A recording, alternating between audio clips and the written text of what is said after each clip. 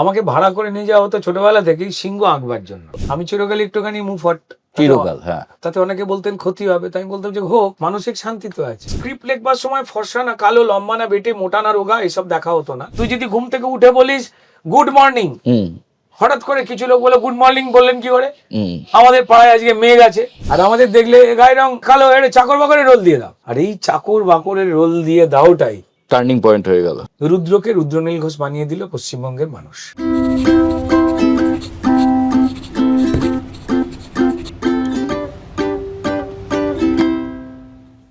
এই কথা আমি বিভিন্ন জায়গায় বারবার স্বীকার করেছি যে আমরা যেই সময় বড় হয়েছি তখন নগর কলকাতায় থেকে বাংলা ছবিকে ভালোবাসার খুব একটা অপশন ছিল না।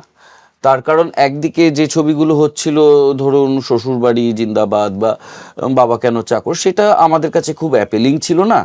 আর একদিকে ঋতুদার বা বুদ্ধদেব দাশগুপ্তর যে ছবিগুলো হতো সেটাও আমাদের পক্ষে একটু ধরাছোঁয়ার বাইরে ছিল বলতে পারি। কিন্তু এই সময় এমন একটা জিনিস ঘটলো আমাদের, যখন আমরা কলেজ লাইফে, মনে হলো কাজ করলেই বাংলাতেই করব। সেটা হচ্ছে একটা চ্যানেলে টেলিফিল্মের, একটা বলবো না একাধিক চ্যানেলের টেলিফিল্ম আসা শুরু হলো, এবং দেখলাম অত্যাশ্চর্য গ্রুপ অফ অ্যাক্টার্সরা এলো, যাদের মতন এবার আমাদের অভিনয় করতে ইচ্ছে করছে, যাদের অভিনয় দেখে এবার আর হাসি পাচ্ছে না, যাদের অভিনয় দেখে আমাদের লজ্জা করছে না। সেই অভিনেতাদের মধ্যে সর্বাগ্রে যার নাম আমার মাথায় আসে, সেই অভিনেতাদের মধ্যে যিনি সর্বপ্রথম আমার বন্ধু, দাদা, এবং যার সামনে বৈচিত্র্যময় অভিনেতা কথাটাও ফিকা পড়ে যায়, সে অ্যাক্টর পার এক্সেলেন্স। তার রাজনৈতিক জীবন আছে, তার নানাবিধ জীবন আছে, কিন্তু দিনের শেষে আমাকে মারা যাওয়ার আগে আবার যদি জিজ্ঞাসা করে রুদ্রনীল ঘোষের শেষ এবং শেষতম পরিচয় কি, নামটা বলেই দিয়েছি আপনাদের। আমার কাছে তার পরিচয় আজও থাকবে, he is actor par excellence. রুদ্রদা, ওয়েলকাম টু সহজ কথা। নমস্কার। আমার রাহুল বলে ডাকতে একটু অসুবিধা হয়, আমি তুমি বাবিন বলবে? বলবো। হ্যাঁ, যেহেতু তোর নিক নেম। আমি দুজনকেই খুব কাছ থেকে দেখেছি, কাকু কাকিমা। কাকুর প্রভাবটা যে কি বিশাল তোমার জীবনে সেটা তো আমরা জানি, কিন্তু তুমি তাও তোমার ওই হাওড়ার ছোটবেলা কাকু কাকিমা যদি একটু ধরিয়ে দাও আমাদের। আমার বাবা এবং মা তারা স্কুল শিক্ষক ছিলেন, জীবিকার জায়গা থেকে। তখন স্কুল শিক্ষকদের মাইনে হতো এটা বলা যায় না, না হওয়ার মতোই। কেউ 100 টাকা, কেউ 150 টাকা, কেউ কখনো পেতেন, কখনো পেতেন না। তো সেই অবস্থায় হাওড়াতে, হাওড়ার জগাছা, সেখানে আমার বেড়ে ওঠা খুব কষ্ট করে। এবং তখন তুমি একসময় মিনের ব্যবসাও করেছো না, মাছের চারা? এই বিজয়গড়েই এখানে অফিস ছিল, আমি যাবো সেটাতে। তো তো বাস যেটা হতো আর কি, বাবা মা স্কুলে যেতেন, স্কুলে বেরোবার আগে এবং স্কুল থেকে ফেরবার পরে এলাকার প্রচুর গরিব লোকজনেরা আসতেন, বাচ্চারা মেনলি। তারা পয়সা কড়ি দিতে পারতেন না, বাবা মা পড়াতেন, আবার সন্ধ্যেবেলা পড়াতেন। পড়াবার পর তখন রাজনীতিটা না প্রফেশন হয়ে যায়নি। এখন যেমন যেটা শোনা যায়, রাজনীতিটা জীবিকা, নেতা মন্ত্রীর ছেলে মেয়েদের তারা অন্যান্য জীবিকাতে না গিয়ে রাজনীতিতেই প্রমোট করছেন। আমাদের পশ্চিমবঙ্গে তো যথেষ্ট রকম দেখতে পাওয়া যায়, বিশেষ করে কয়েকটা রাজনৈতিক দলে। তো সেই সময় একগাদা ওই জামার বোতাম নেই কি চটিতে সেফটি পিন দেওয়া, আমাদের আর্থিক অবস্থাও খারাপ ছিল, তার মাঝখান থেকে পড়তে আসতো তারা। তাদের পড়াবার পর বাবা মা দুজনেই বামপন্থী ছাত্রী রাজনীতি বা বামপন্থী রাজনীতির সঙ্গে জড়িয়েছিলেন। বাবা মূলত ফরওয়ার্ড ব্লকের, কারণ হাওড়া একটা বিরাট বড় ফরওয়ার্ড ব্লকের একটা ছিল, বেস ছিল। আর সেখান তো আর কংগ্রেসের কিছু ওই কারখানার মালিকেরা বা খুব বড় লোক, তারা কংগ্রেসের নেতা হতেন। তো এবার ওই গরিব মানুষের জন্য তারা কাজ করতেন। সময় পাল্টেছে, রাজনীতির দিক পাল্টেছে, এখনের যারা আজকের দিনে যারা শুনছেন তাদের হয়তো একটু বিস্ময়করই লাগবে, তো তখনের ধরনের জায়গাটা ওটা ছিল। আবার তারা বেরিয়ে পড়তেন ওই বাচ্চাদের পড়াশোনা শিখিয়ে, আবার কার কোনটা হয়নি, মানুষকে সুবিধে দেওয়া, নিজের খরচে নিজের সময় বাঁচিয়ে, সেটাই কিন্তু ছিল রাজনীতি সর্বক্ষেত্রে বলছি, দলমত নির্বিশেষে বলছি। আর তার সঙ্গে সঙ্গে যেটা ছিল, আমার মা গান করতেন আর বাবা পেন্টার ছিলেন, ছবি আঁকতেন। তো আমি যে একটু একটু গান লিখতে পারি, তারপর পেইন্টিংটা একটু একটু বলো না, দুর্দান্ত পেইন্টার তুমি। তো ওই আর কি, সবটাই পারিবারিক ভাবে আসা। আমাদের জয়েন্ট ফ্যামিলির সঙ্গে থাকতাম না, মানে আমি বলছি আপনাদের আজ থেকে 20-21 বছর আগের কথা, আমরা গল্প করছি, আড্ডা মারছি, হঠাৎ করে এই দেখ মন্দাক্রান্তা, মানে কথা বলতে বলতে মন্দাক্রান্তা সেনের একটা স্কেচ বা কার্টুন বানিয়ে ফেলেছে, মানে তো ওটা চলে আসা। আর বাস, আমি একটা জিনিস আমার নিজের, যেটা এখনো পর্যন্ত বোধহয় বলে না বাড়ির একটা ধারা নিয়ে চলতে হয়, সেটা না, আমার বাবা আর মায়ের থেকেই ক্রমাগত পাওয়া, যে বাঁচা মানে তুমি অন্যের জন্য যদি বাঁচো সেটাকে বাঁচা বলে, নিজের জন্য বাঁচাটাকে টাইম পাস বলে। তো সেটাতে বিশ্বাস করতেন। তাদের থেকে অনেক বেশি স্বার্থপর আমি, কিন্তু সেই স্বার্থপরতার মধ্যেও ওই অংশটা জুড়ে রয়েছে যে অনেক স্বার্থপর হয়েছে। ওই সময়টা তো আর আমরা ফিরে যেতে পারবো না, সবাই পাল্টেছে, পুরো সমাজটা পাল্টে গেছে। তো তাই যখনই সময় হয় একটু অন্যের জন্য করি, একটু অন্যের জন্য ভাবি, নাহলে একটা অস্বস্তি হয়।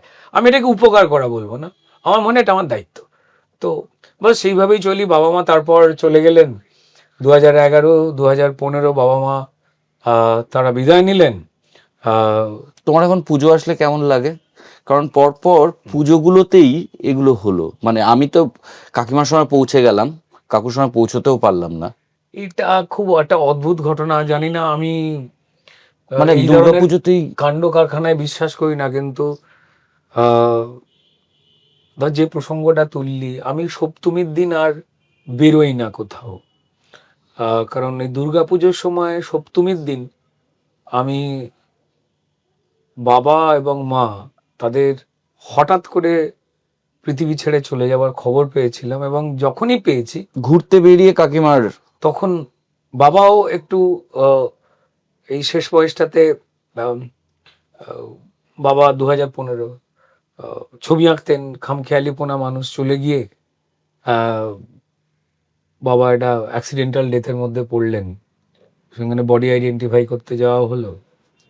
আর সপ্তমীর দিন 7টা থেকে 7:30, 2015, আর ঠিক একই সময় 2011, 7টা থেকে 7:30 আমি একটা স্টেজ প্রোগ্রামে যাচ্ছি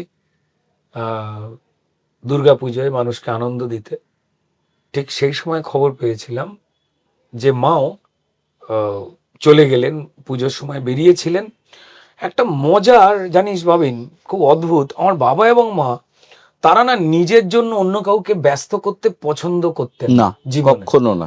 এবং তাদের পৃথিবী ছেড়ে চলে যাওয়ার সময়তেও তারা কাউকে ব্যস্ত করলেন না, নিজেরাই চলে গেলেন নিজেদের মতো। শুধু তাই নয়, আমার সারা জীবনের আফসোস, যন্ত্রণা, এটা সারাক্ষণ রইল। আমি অন্য লোকের অসুবিধের, অন্য মানুষের অসুবিধের সময় থাকবার চেষ্টা করি যতটা পারি, কিন্তু আমার বাবা মা যেন আমার ক্ষেত্রেও একটা সাইনবোর্ড ঝুলিয়ে দিয়েছিল, নো নিড অফ হেল্প। তখন আমার কাছে যোগাযোগ, সম্পর্ক, অনেক কিছু রয়েছে যে তাদের চিকিৎসা থেকে শুরু করে বাকি কিছু করাবার, কিন্তু সেই অপশনটাও তারা দিল না। তাই দুর্গাপুজো এলেই, সপ্তমীর দিনটা এলেই, কি করে হয় যায় না, দুজনে প্রেম করে বিয়ে হয়েছিল, তো আমি জানি না দুজনের এত প্রেম, দুজনেই চলে গেলেন সপ্তমীর দিনেই দুর্গাপুজোর সময়, এবং ওই একই সময় আমি তাদেরকে নিথর অবস্থায় দেখতে পেয়েছিলাম, এবং যারা ছেলের থেকেও সাহায্য নেওয়াটা চাইলেন না। সো এটাকে আমি কি বলবো জানি না, জীবন। আর আর সপ্তমীর দিনটা তো সেইভাবে কাটে না, একটু একা একা কাটাবার চেষ্টা করি, মানে লাইক উইথ দেম, তাদের মতোই আর কি। তারপরে স্ট্রাগলটা বলো, বড় তো হয়ে গেলে। হ্যাঁ, মানে তুমিও ছাত্র রাজনীতিতে জড়ালে। হ্যাঁ, মানে ছোটবেলা থেকেই, মানে যেটা হতো আর কি, যে আমাদের পাড়ায় যেহেতু ফরলকের ক্যান্ডিডেট ওদিকে বেশি দাঁড়াতো হাওড়া থেকে, তো দেওয়াল লিখন রাজনীতির ক্ষেত্রে যারা সক্রিয় রাজনীতি করে যে কোনো রাজনৈতিক দলে, তাদের সঙ্গে ধর তর্ক বিতর্ক, যেমন আমার বাবিনার সঙ্গেও 100 তর্ক বিতর্ক হতে পারে, কিন্তু ভালোবাসার জায়গাটা, রেসপেক্টের জায়গাটা আলাদা। যারা মাঠে নেমে রাজনৈতিকভাবে যে কোনো রাজনৈতিক দলকে সমর্থন করেন, ব্র্যাকেটে চুরি জোচ্চুরি বা অন্যায় টন্যায় করে নয়। তো তো যাই হোক, তো আমাকে ভাড়া করে নিয়ে যাওয়া হতো ছোটবেলা থেকেই সিংহ আঁকবার জন্য। ফরলকের সিম্বল হচ্ছে সিংহ। এবার অধিকাংশ জন সিংহের মতো কুকুর আঁকতেন, আর ল্যাজটা বড় করে দিত, আর নিচে লিখতো ইহা সিংহ, এই চিহ্নে ভোট দিন। তো যদি কেউ জিজ্ঞেস করে, এখন মজা করে বলছি যে ফরওয়ার্ড ব্লক কেন এত সংখ্যায় কমে গেল, তাহলে তার একটা বড় কারণ নিশ্চয়ই এটা, যারা ওই সিম্বলটা আঁকতে গিয়ে কিছু কুকুর এঁকে ল্যাজ বড় করে সিংহ এঁকে দিয়েছেন, তারা কিছু ক্ষেত্রে দায়ী। আমি বলি যে আমাকে সেই সময় বাপুজি কেক পাওয়া যেত, মানে বাপুজি হচ্ছেন আমারই বন্ধু অনিমেষ, হাওড়ার ওদেরই কোম্পানি। আমি জানি না অনিমেষ এখন এই আমাদের আড্ডা শুনছেন কিনা। তো ওই কেকের লোভ দেখানো হতো, কেক দেব। তো ফলত এক গাদা বড় বড় লোকজন ওই ভোর রাত্রি থেকে আঁকা শুরু হতো সকালবেলা করে, একে বের, কারণ রাত্রিবেলা পড়াশোনার ব্যাপার টাইমটা ছিল আর কি। ভোরবেলা 4টের সময় ডেকে নিয়ে যাওয়া হতো, ভূষো কালিগুলো রং করা হতো, তারপর আমি সিংহ আঁকতাম, আর প্রচুর লোক আসতো যারা সিংহ এঁকে পার সিংহ হয়তো 3 টাকা করে পেত, যেগুলো একদম সিংহ নয়, অবশ্যই কুকুর, যার কানের ধারে বেশ কিছু লোম এরম করে করে দিত, আর ল্যাজটা লম্বা করে 3-4টে এরম ব্রাশের মতো করে ইয়া সিংহ, তাতে ভোট দিন। তো যারা ফরওয়ার্ড ব্লকের রাজনৈতিক কর্মী আছেন তারা দুঃখ পাবেন না, কিন্তু আমার এটা কোথাও মনে হয়েছে, একটা সিম্বল দলের আঁকতে গিয়ে যদি অন্যরকম এঁকে ফেলি, তো মানুষ ভোট দিতে গিয়ে গুলিয়ে ফেলবে না। যদি ভালো কোনো লোকজন, বাট এখন তো টেন্সিল বেরিয়ে গেছে, ওই আঁকা থাকে ওপর দিয়ে কালি বুলিয়ে দিলে হয়ে যায়। যাই হোক, এই একটা ঘটনা ঘটেছে, মানে ফরওয়ার্ড ব্লক বিজেপি মানে বিপাকে পড়েছে ওই সিংহটা আঁকবার কিছু লোকের জন্য। ছাত্র রাজনীতি এলো, কুকুরও এলো, কুকুর তারপর এলাকাতে তো ওই সমাজসেবা মানে রাজনীতি, তারপর নরসিংহ দত্ত কলেজ, বিএসসি নিয়ে পড়াশোনা করা হাওড়াতে, ছাত্র রাজনীতি করা, মার খাওয়া, অ্যারেস্ট হওয়া, তো সেগুলো ক্রমাগত লেগেই থাকতো। তো এই রাস্তায় নেমে রাজনীতি করা বা অলিতে গলিতে গিয়ে মানুষের কি কি অসুবিধা, এটা না কোথাও দুটো ঘটনা ঘটতো। আমি একই সঙ্গে থিয়েটার করতাম হাওড়ায়, আমার থিয়েটার গ্রুপের নাম ছিল পদক্ষেপ। হ্যাঁ, তো আমাদের 5-7 জন ছেলে পুলে জড়ো হয়, আমি হাওড়া কেদারনাথ ইনস্টিটিউশনে পড়াশোনা করতাম, আমরা ওখান থেকেই দল বানিয়েছিলাম। এবং তখন থিয়েটার মানে ঘরের খেয়ে বোনের মোস্তরানো একটাই হাওড়ার হল ছিল, বাণীনিকেতন মঞ্চ, হাওড়ার রামরাজা তলায়। তো সেখানেই থিয়েটার করতাম, আর চাঁদাপত্র দিতই না। একটা জিনিস হয়েছিল ভাবেন, এই রাজনীতির কাজে মানুষের কাছে পৌঁছানো, তাদের দুঃখ যন্ত্রণাকে জানা, তখন তো নন্দীগ্রাম বৈচিগ্রাম ছিল, কিন্তু ইনস্টাগ্রামের সভ্যতা তো আসেনি, ওই গ্রামটা আবিষ্কার হয়নি, তা একটা অন্যরকম সোসাইটি ছিল। তো মানুষকে ডিরেক্টলি জানবার একটা অবকাশ হতো। আর এত অভিনব মিথ্যে, সেগুলো যেটা আজকের মতো আর কি, সেটা তৈরি হয়নি। সেটা না অভিনেতা হিসেবেও কতটা সমৃদ্ধ করতো। মানুষের চরিত্র ফুটিয়ে তুলতে গেলে আমি যদি মানুষের সঙ্গে না মিশি, তাকে যদি আমি অন্তর থেকে ফিল না করি, করবো কি করে? তো সেটা আমায় থিয়েটারেও হেল্প করতো ওই সময়। আর থিয়েটার খুব একটা বেশি জনে মিলে অংশগ্রহণ করতো না, ওই কয়েকজন মিলেই আমরা করতাম। আমাদের পদক্ষেপ দলটাতে একজনকে 2-3টে করে চরিত্র করতে হতো একই নাটকে। এই তুই যে কথাটা একদম শুরুর সময় তর্জমা করছিলি, যে এত ভ্যারাইটি চরিত্র করতে আমার ভালো লাগে, বা অনেকে বলেন যে অনায়াসে করি, তো যদি এইটুকু আমি শিখেও থাকি সামান্য, তো তাহলে কিন্তু আমাকে রাজনীতি বা এই সমাজে মেশার যে সুযোগটা, মানুষের দুঃখের গভীরে, সমস্যার গভীরে পৌঁছানো, প্লাস তার সঙ্গে সঙ্গে আমার ওই হাওড়ার ছোট্ট থিয়েটার দলটা, এই দুটো শিখিয়েছে। তারপর থিয়েটার, ছাত্র রাজনীতি, কলেজের ছাত্র নেতা, সেখান থেকে তুমি বলছো মানুষকে লক্ষ্য করতে, আমি যদি তোমায় মনে করিয়ে দিই, তুমি একটা কান্নার সিনে একটা কুকুরকে নকল করেছিলে মিছিলে, যে কুকুরটা মনে পড়ে, একটা তার সঙ্গী মারা যাওয়ার পর একটা অদ্ভুত ডাক দিয়েছিল।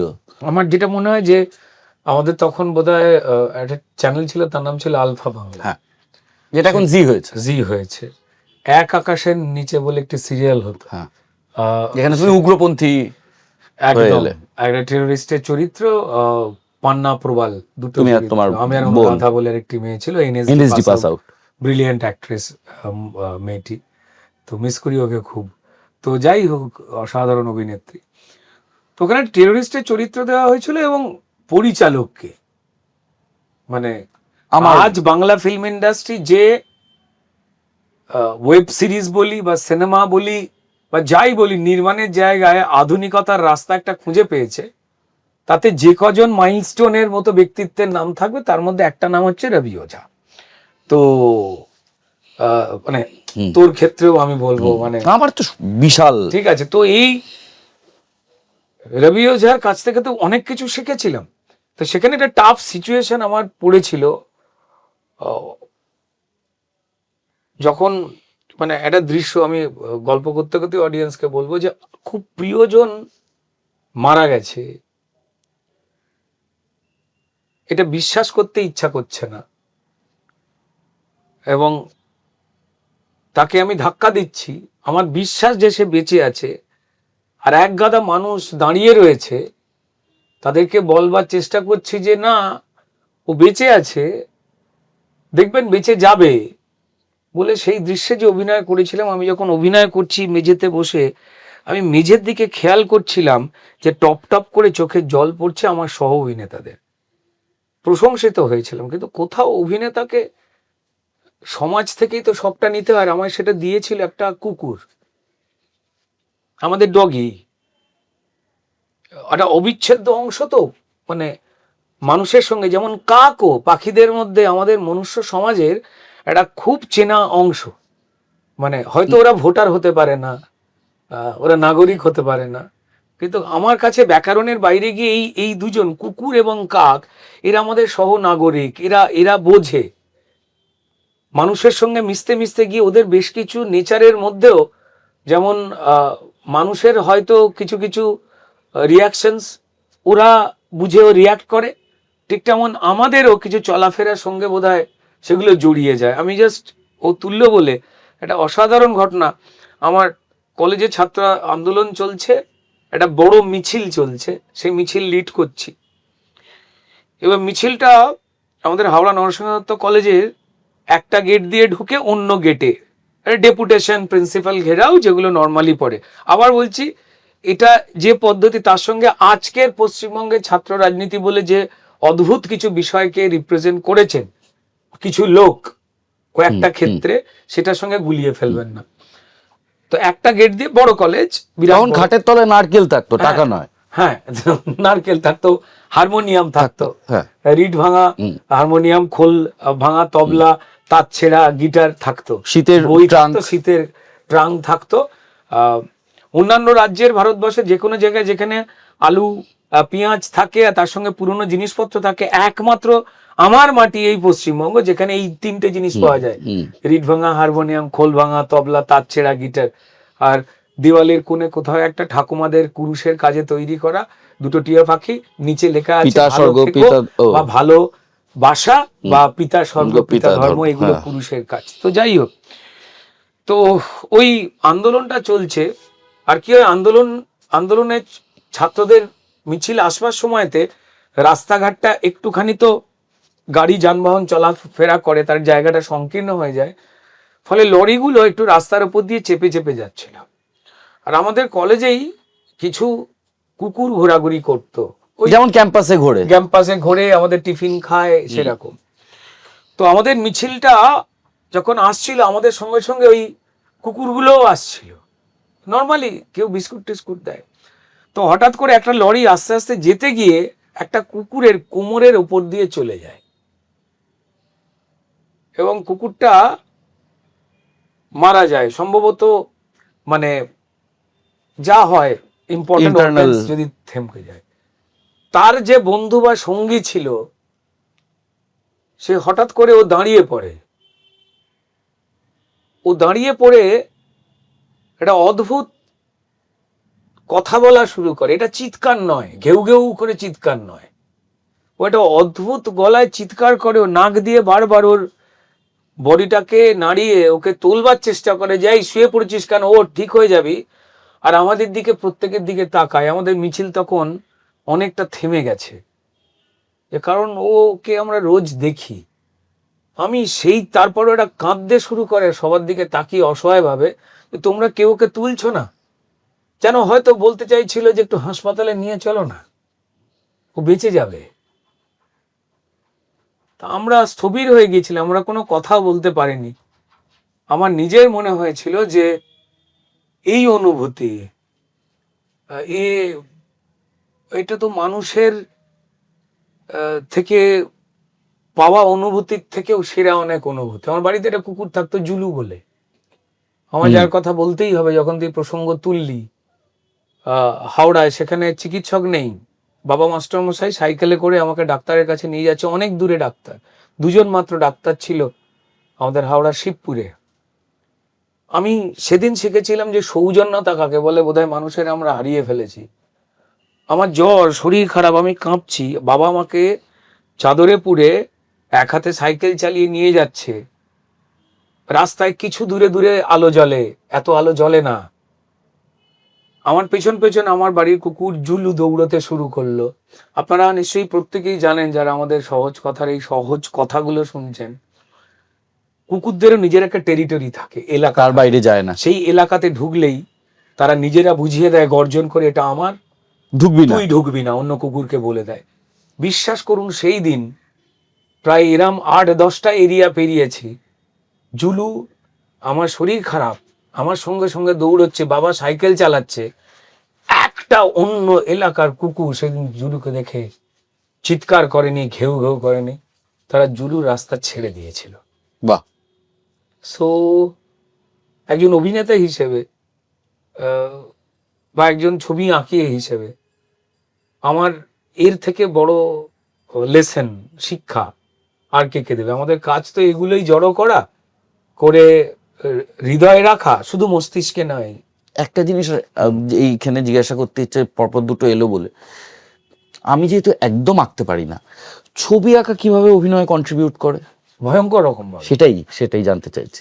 আমি তো প্রথমে ছবি আঁকতাম, আমার আমার পারিবারিক ভাবে আর কি, বাড়ির লোকেরা নিজেরা। তোমার ইটিভিতে চাকরিও তো মূলত ছবি আঁকার, গ্রাফিক্সের, তারপর নিউজের অন্যান্য কাজে তারপর তো নিজের ট্যালেন্ট দেখিয়ে ঢোকা। হ্যাঁ, আর তখন তো আঁকার পেপার ছিল না, ওই মিষ্টির দোকান থেকে যে ক্যালেন্ডার গুলো দিত, আমার বাবা পেন্টার হওয়া সত্ত্বেও ওই ক্যালেন্ডারের পেছনে ওটাই পেপার হয়ে যেত, আর্ট পেপার, ক্যানভাস, ওখানেই ছবি আঁকতে হতো। তো আমি যাই আঁকতাম, কিংবা মেঝেতে আঁকতাম, আমাদের কালো মেঝে ছিল। আর মাস্টারমশাইদের একটা অভ্যাস হয়, যাদের বুক পকেট থাকে, বিশেষ করে পুরুষ শিক্ষকদের, জানি না এখন কি হয়েছে, ওই যখন চকের টুকরো হয়ে গিয়ে ক্লাস থেকে ফেরবার সময় বুক পকেটে রেখে দিত, আবার আঁকতো। তো এই ছোট ছোট ছোট কিছু কিছু টুকরো ভাঙা ভাঙা তো বাবা নিয়ে আসতো, আর আমি মেঝেতে আঁকতাম। তো বাবা ঢুকিয়ে মেঝেটা দেখতেন বা আমার কাগজে আঁকাটা দেখতেন, এরম করে কেটে 0 করে দিতেন। আমি বুঝতে পারতাম না, লোকজন বলতো ভালো হয়েছে, বাবা 0 করতো কেন? দেন ভাবিন আমাকে বলেছিল চোখটা মিলছে না, চোখটা আমাদের সিনেমার পর্দার মতো, আর ঠোঁটটা হচ্ছে নাকি যেটা বুঝতে পারছি না, তার জন্য সাবটাইটেলটুকু। আচ্ছা, যা বলবার এটাই বলবে, যদি একান্তই না হয়। সুস্থ মানুষ, স্বাভাবিক মানুষের ক্ষেত্রে যে মিথ্যে কথা বলছে বা যে তোমাকে প্রতারক যে ঠকাচ্ছে, তার সিলেবাস আলাদা। কিন্তু স্বাভাবিক সুস্থ মানুষের ক্ষেত্রে হ্যাঁ, কেমন আছিস, আমি যদি এরকম করে তাকিয়ে থাকি, তো তাহলে বলে দেওয়া যায় যে আমি কেমন আছি।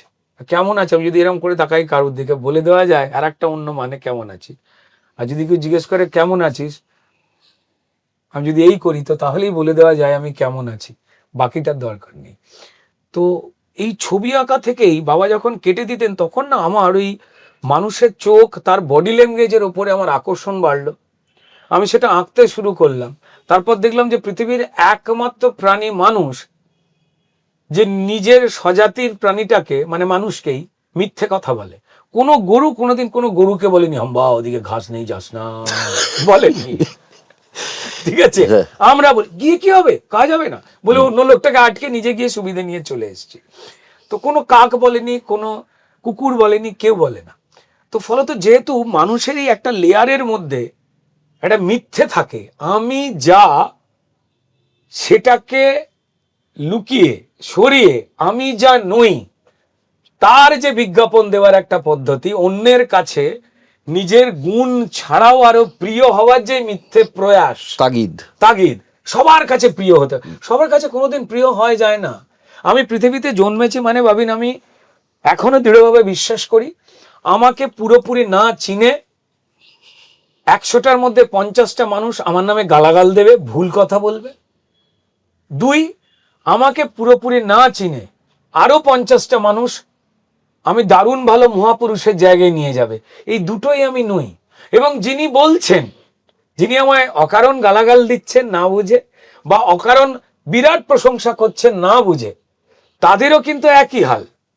এই একটা অদ্ভুত সুন্দর তৈরি করে দেওয়া জাল, যে জালে আমি আমার চোখে হলুদ সানগ্লাসটা যদি পরে ফেলি, আমি যে নীল রংটাকে সবুজ দেখছি এটা জেনেও আমি তার রিপিটেশন ঘটিয়ে যাই। তো এই যে একটা আজকের যে চলন্তিকা, যে চলন্তিকাটা ক্রমশ বাড়ছে, ভালো থাকার বিজ্ঞাপন দাও, আমার কথাই মানতে হবে। আগে এটা কিছু নেতা নেত্রী বা কিছু উঁচু চেয়ারে বসে থাকা ক্ষমতাবান লোকজন, অরাজনৈতিক রাজনৈতিক সব লোকেদের ক্ষেত্রেই বলছি, এটা পাওয়ার। দেখো, দায়িত্বর গায়ে যখন সোয়েটার চেপে যায়, গরম হয়, তখন সেটাকে ক্ষমতা বলে। দায়িত্বটা খুব গুরুত্বপূর্ণ জিনিস। তার উপরে যখনই ওই আমির একটা জ্যাকেট চেপে যায়, তখন সেটা ক্ষমতা বলে। আর যখন সেই ক্ষমতাটা চলে আসে, তখনই যাবতীয় ভুলগুলো হতে শুরু করে। তো যাই হোক, এটা আমরা হয়তো, আমিও বলছি সবসময় হয়তো নিজেও এটা মেনটেন করতে পারি না, কিন্তু এই ভুলগুলো আমাদের সবার হয় কম বেশি। আর যারা এগুলোকে সরাতে পারেন, মানে দে are great, they R brilliant, তারা অসাধারণ। সো এই সবটাকে মিলে বেড়ে ওঠা, না মিশলে না। আমি আমাদের প্রফেশনে যে পরিচালকেরা রয়েছেন, যে লেখকেরা রয়েছেন, তারা যখনই বিরাট বড় বড় অট্টালিকায় থাকতে চলে যান বা এমন একটা স্বাচ্ছন্দ্যের জীবন যাপন করেন, তার সঙ্গে তারা যে সিনেমাগুলো বানান, তাদের অধিকাংশের জীবনটাই হচ্ছে মধ্যবিত্ত বা নিম্ন মধ্যবিত্তের জীবন নিয়ে। আমরা যা যা সিনেমা, ভারতীয় সিনেমা দেখি, অধিকাংশ সিনেমায় তার সঙ্গে তারা পুরো বিচ্যুত, সম্পূর্ণ বিচ্যুত। তারা কোনটা করছেন, তারা যখন মাছের কানকো উল্টে লাল আছে কিনা জেনে বাজার করতেন, সেই সময় সমাজ কেমন ছিল, বা তারা যখন নিজেরা ওই ঢেঁড়সের ডগাটা ভেঙে, এই কত করে, এই ভাঙছে না, বুড়ো ঢেঁড়স দিবি না, সেই সময়টাতে তারা কি ভাবে সমাজকে দেখে সেখানেই রেখে দিয়েছে। যদি তারা এতটা বিচ্ছিন্ন হয়ে যান, আমি জানি না, মানে ডেফিনেটলি একটা মানুষ তার আর্থিক উন্নতি হবে, তিনি স্বাচ্ছন্দ্যে যাবেন, হুইচ ইজ কোয়াইট অবভিয়াস। কিন্তু পরিচালক এবং লেখকের ক্ষেত্রে একটা কানেক্ট, যদি তারা এই সমাজ থেকে সরে যায়, আর যদি তারা বিখ্যাত হয়ে যাওয়াটা না, বা খ্যাত হয়ে যাওয়াটা কোথাও একটা অভিশাপের মতন, তারা তো সমাজে খুব সাধারণভাবে ঘুরতে পারবে না, 4টে লোক ছেঁকে ধরবে, ছবি তুলবে, তাদের একটু সরে থাকতেই হয়। কিন্তু তারা সরে থাকার জন্য যেটাকে নিয়ে তারা লিখবেন বা বানাবেন, সেই ক্ষেত্রে এটা ফাঁকি পড়ে যাচ্ছে। কারণ তারা এই 5, 7, 10 বছরে যে তারা বিখ্যাত হয়েছেন, বা আরো বেশি বয়সে, আরো বেশি বছর ধরে, তারা কিন্তু ওই সমাজটা থেকে বিচ্ছিন্ন। তারা যেটা জানতে পারছেন সেটা সোশ্যাল মিডিয়ায় বলা খবর, বা কেউ তাকে বলছেন খবর, যে খবরটা 50% ফ্র্যাগমেন্টেড, সত্যি নয়। সো আমার নিজের মনে হয়েছে যদি এখান থেকে চলে যাই, মানে আমার নিজের এখনো ধর বলতে ভাল লাগে, যদি কেউ বলবে এটা আমার অহংকার, তো অহংকার, হ্যাঁ বেশ করেছি আমি, এই অহংকারে আমার থাকে। আমার এখনো পর্যন্ত ধর ট্যাক্সিওয়ালা বন্ধুগুলো আছে, এখনো ধর পরিষ্কার, আমি সুযোগ না পেলে আমার বাড়ির যে ছেলেটা ময়লা তুলতে আসে জমাদার, ওর সঙ্গে গল্প করি, পাড়ায় কি হলো রে বলে। আমার বাড়ির যে মালিটা আছে, সে মাস্টার ডিগ্রি করা, আমার নয়, তার আমি কাজ করা দেখেই বুঝতে পেরেছিলাম গাছ কচানো। আই তুমি কি ইউটিউবে মালিক? তারপর সে আমাকে তার যা রেজাল্ট দিয়েছিল আমার লজ্জা পেয়েছিল। আমাদের এই রাজ্যের আর্থসামাজিক পরিবেশে আজকে কাজটা করতে হচ্ছে। আমি সঙ্গে সঙ্গে বাড়ির ছেলেগুলো বললাম, নাই, ওকে আমাকে 1 কাপে চা দেবে আর তুমি আমার সামনে বসে চা খাবে। তাও ভালো, মালি হয়েছে। টিচার হলে কি হতো? না না, সেই ধরনের লোকজন, সে ধরনের লোকজনের সঙ্গে পরিচয় হয়।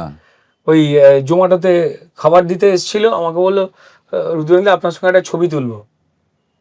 আমি তাকে বাড়ির ভেতর ডাকলাম, ডেকে চা ফা খাইয়ে গল্প করতে করতে জিজ্ঞেস করলাম, তুমি কি করো গো? বললো এই। আমি কবে থেকে করো, পড়াশোনা কত দূর? তারপর বললো যে ও চাকরি নেই, চাকরি নেই, চলে গেছে। ও আমার বাবা মার মতোই শিক্ষকতা নেই, ও জোম্যাটোতে কাজ করছে। তো যাই হোক, যদি না মিশি একজন অভিনেতা হিসেবে, যদি আমি না জানি, তো তাহলে আমি পোর্ট্রে করবো কি করে? আমার কাজ করার জায়গায় যে পাষণ্ড বা যারা যে ভিতরে আটকাবার চেষ্টা করছে, শুধু আমি নয়, অনেককেই, তার মধ্যে তুই একদমই পড়িস না, আমি এটা তো বিশ্বাস করবো না, তোর উপরেও সেই মুখের না উচ্চারণ করা বিধিনিষেধগুলো রয়েছে। তো তাহলে পডকাস্ট করছি কেন? সময় পেয়েছি বলেই তো করছি। যাই হোক, সহজভাবে যাবতীয় কথা হচ্ছে। এই যে তুমি সবাইকে নিয়ে চলো, তুমি যদিও বলছো না তুমি কারো উপকার করো, কিন্তু আমরা দেখেছি, ধরো আল কায়দা বাড়িটাই একটা সময় চলতো, যেদিন তোমার রোজগার হতো সেদিন বেশি খাওয়া হতো আর কি, এরম ভাবে, let's put it that way. সেই বন্ধুরা কিরম বদলে গেছে? মানে সেই বন্ধুরা বলবো না, আমি যদি রাজের কথাই বলি। আরো আছে, অনেকেই আছেন, বাট তোমরা তো এক থালায় ভাত খেয়ে বড় হওয়া। হ্যাঁ, যদি থালা কেনার পয়সা না থাকে, একটাই থালা হয়। ব্রেকফাস্টের পয়সা ছিল না, একবারে লাঞ্চে উঠতে ঘুম থেকে। আসলে 4-5 জন মিলে থাকতাম। তারপর তুমি, রাজদা, সৌমেন হাজারি, হ্যাঁ, ম্যাক্সওয়েল আগাসি, ও এখন ক্যামেরা নিয়ে ব্যস্ত, ও বোম্বে থাকে। এই কথা হচ্ছিল কদিন আগে, সৌমেনের সঙ্গেও কথা হচ্ছিল। সৌমেন হাজারি হচ্ছেন যে আমাদের, যার বাবা অরিজিৎ সিং এর শিক্ষক, সোজা কথা। রাজেন হাজারি, পণ্ডিত রাজেন হাজারি। তো যাই, তো ওই আর কি, আমি চিরকালই একটুখানি মুফট। হ্যাঁ, চিরকাল, হ্যাঁ, চিরকালই। তো তাতে অনেকে বলতেন ক্ষতি হবে, তাই আমি বলতাম যে হোক, মানসিক শান্তি তো আছে। যে দুমদাম করে মানে কুঁজো হয়ে সারাক্ষণ অন্য লোকের পা দেখবো, যে পায়ে ঘা, পুঁজ, দাগ, বিষ জমে আছে, সেই পায়ে মাথা ঠেকাবার থেকে খালি পেটে থাকাটা অনেক বেশি সম্মানের আর শান্তির। হ্যাঁ, গলার তুলে বলবো, এটা যারা করে বেশ করে, যে প্রফেশনে যারা করে এটা। তো যাই হোক, তো আমারই রোজগার ছিল আর কি তখন। আমার গায়ের রং এখন একটুখানি টাকার জন্য ফর্সা হয়েছে, কিছুজনের জন্য কিছু হয়েছে আর কি, ওটা কি একটা হয়েছে জানি না, টাকার জন্য না, এখন টাকা কোথায়, ফাঁকা হয়ে গেছে, গাড়ি বাড়ি বেচতে হয়েছে। তো যাই হোক, তো কোথাও একটা ওই সময় লেখালেখি করতাম। তখন কি ইটিভিতে চাকরিটা করছো? না, তার একটু আগে, হ্যাঁ, চাকরি করি বা চাকরির আগে থেকেই তো লেখালেখিটা করতাম, স্ক্রিপ্ট লিখতাম। কারণ স্ক্রিপ্ট লিখবার সময় ফর্সা না কালো, লম্বা না বেটে, মোটা না রোগা, এসব দেখা হতো না স্ক্রিপ্টের সময়। তো এই স্ক্রিপ্টটা লিখতাম, নাম যেত অন্য গুণী গুণী মানুষের। অনেক পরে আমার নিজের লেখায়, নিজের স্ক্রিপ্টে সিরিয়ালস, টেলিফিল্ম বা সিনেমা হওয়া শুরু হয়। একদম প্রথম দিকে অন্য লোকের কাজ করতে হতো, 100 টাকা মতো, 150 টাকা করে পেতাম, আর অভিনয় করলে 150 টাকাই পেতাম। তুমি তো রাস্তায় রঘুবীর যাদবের ডাবিংও করেছো। হ্যাঁ হ্যাঁ, প্রথম দেখা হলো রঘুবীরজির সঙ্গে, দেখা হলো এই NSD থিয়েটার ফেস্টিভ্যালে গেছিলাম অভিনয় করতে। তো সেই সময় রঘুবীরজির দেখা হলো, তো অনেকক্ষণ গল্প হচ্ছিল, উনি চিনতে পারলেন পরে। যাই হোক, এত বড় মাপের একজন অ্যাক্টর। তো ওই আর কি, যা রোজগার করতাম লিখে, সেটাতে এসতো। আর মাসে কাজ পেতাম, অভিনয়ে কাজ পেতাম মাসে 1 দিন 2 দিন এরকম। আর 6 ফুট না হলেই, আর তার সঙ্গে যদি ফর্সা না হলেই, তাদের উপর খুব একটা মানে সম্মান দেওয়া দূরের কথা, মানুষের চোখে দেখা হতো না আমাদের ইন্ডাস্ট্রিতে। ওই সময় ইন্ডাস্ট্রির একটা ধরন বা নিয়ম ছিলই আর কি। যদি কেউ কোনো লম্বা ছেলে ঢুকতো, আরে এ তো হিরো এসে গেছে, সে হয়তো কথাই বলতে চায় না বা পারে না বা বলে না একেবারেই। তো তারপর যদি 2টো লাইন বলে দেয়, বাপরে বিরাট হিরো। তো এইরকম আর কি। আর আমাদের দেখলে গায়ের রং কালো, চাকর বাকরের রোল দিয়ে দাও। আর এই চাকর বাকরের রোল দিয়ে দাওটাই টার্নিং পয়েন্ট হয়ে গেল। 1 নম্বর মেজবাড়ি। রুদ্রকে রুদ্রনীল ঘোষ বানিয়ে দিল পশ্চিমবঙ্গের মানুষ। মানে এত জনপ্রিয়তা আমি অনেকের ক্ষেত্রেই ঘটতে দেখিনি। না, দেখিনি। আমি তো নিজে তোমার সাথে মেট্রোতে আলাপ করেছি, মানে সাবি বলে তোমার ওই যে ডাক্তার, হ্যাঁ সাবি বলে ডাক, আর আমার সিরিয়ালে আমার যে গার্লফ্রেন্ড ছিল তার নাম সাবি সেও একটা ছিল। কাজের মেয়ে হ্যাঁ ছিল। সেও একটা কাজের আমার মেয়ে ছিল। আমি সে একটা গল্প, আমি সহজ কথায় যারা আমাদের সহজ দর্শকেরা রয়েছেন, আমি না বললেই নয়, জানিস তখন পরমব্রতর মা সুনেত্রা দি বলতাম, মানে আমরা দিই বলতাম। হ্যাঁ। দি বলতাম, কারণ তার নিজের একটা অরা ছিল, একটা জ্ঞানের ভান্ডার, এবং এত সহজ মানুষ ছিলেন তিনি। তো মজার জায়গা হচ্ছে যে আমরা তখন সুনীল গঙ্গোপাধ্যায় তিনি রয়েছেন বহাল মেজাজে, তো আমরা শান্তিনিকেতন যাব এই পৌষ মেলার সময়তে আর কি যাব, আমি পরমব্রত আমরা গিয়ে পৌঁছলাম শান্তিনিকেতনে যাচ্ছি। সেই সময় এবার মেলাতে আমি এবং পরমব্রত গেছি খুব স্বাভাবিক কারণে, ওখানে পরমব্রতকে ঘিরে একটা হ্যাঁ, এবার যে ঘটনাটা ঘটতে শুরু করলো একটা ওর মেষ বাড়ির সময়তে, প্রচুর মায়েরা, বোনেরা, দিদিরা, মেয়েরা সবাই এসে ঝাঁপিয়ে পড়তে শুরু করলো অনেকটা আমার দিকে একদম। কিন্তু যেটা ঘটলো তার মধ্যে একটা অবিস্মরণীয় একটা ঘটনা ঘটেছিল।